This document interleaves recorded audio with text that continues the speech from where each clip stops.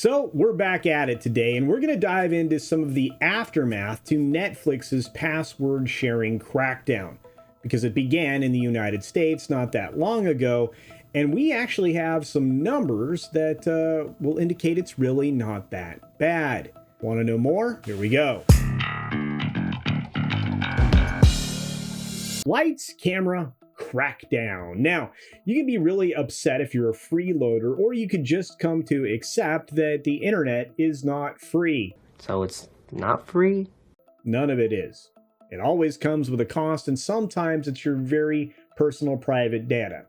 But in this case, with Netflix, their plan to crack down on password sharing left a lot of experts speechless. It also left a lot of people whining on social media. This is such bull crap. And who knew that a policy change could actually benefit and shift the game in Netflix's favor? Of course, you all know that I absolutely love numbers, and we have some. So you're gonna have to picture this. After cracking down on password sharing, the vast majority of US Netflix users that were surveyed found the service was so valuable that they're actually willing to pay for their own subscription. That's huge. You heard that right. More than 80% of those who were mooching off of somebody else's account said they were ready to fork over their own hard-earned cash for their very own fix. So maybe if you're providing a password to somebody, that freeload party could possibly end. Okay, party's over, pal. Of course, this was a huge surprise to everybody involved. After all, much of the internet has been supposedly free. And Netflix was, telling you all about how sharing a password was love. Well, they had to change their tune. As usual, hold on to your popcorn, because there's more. Despite all the social media chatter or chirping that was opposing this new policy, a similar proportion of paying subscribers declared that they're not planning on canceling their Netflix subscription. I mean, who knew that Twitter wasn't real life? Was that sarcasm?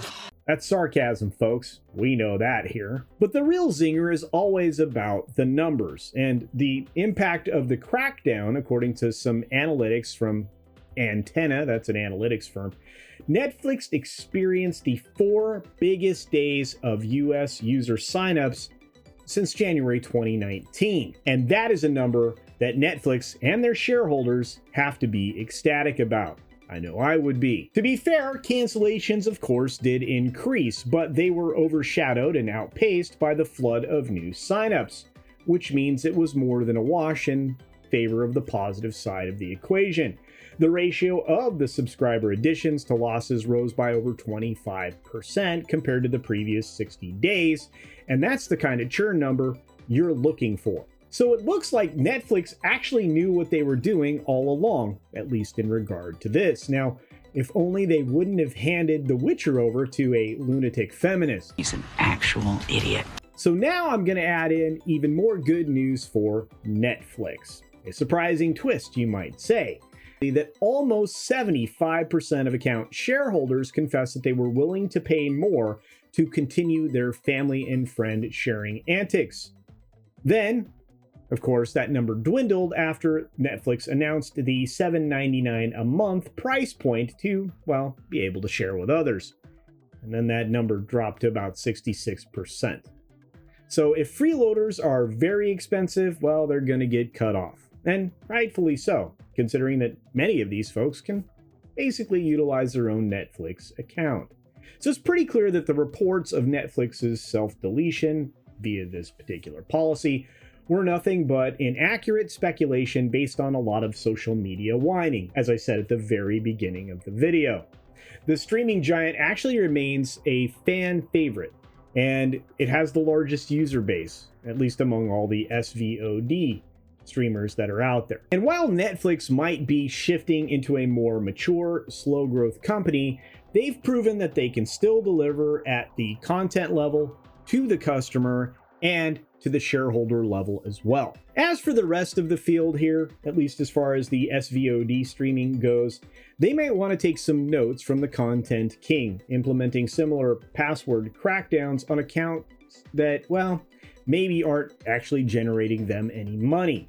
Imagine how many people are sharing Disney Plus passwords out there right now. That can lead to, of course, increased ARPU and maybe eventually profits, which if you look at all the other streamers out there, they are very, very far away from. For some of the other also-rans out there, it could actually establish some real value for their platform, which again will make shareholders quite appreciative, because at least they feel like they're getting something for that investment.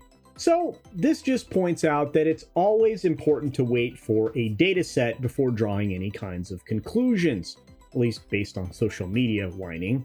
And this particular matter surely surprised many experts and likely some executives in C-suites all around the streaming business. If you enjoyed this content, and for more on the business side of entertainment and pop culture, be sure that you're actually subscribed to this channel. 40% of you aren't, and I'm on the road to a milestone of 10K subscribers by mid-July, and I would sure appreciate your kind support. So take a moment, hit subscribe, hit the like button, and shoot me a comment, because I really want to know what you think about this.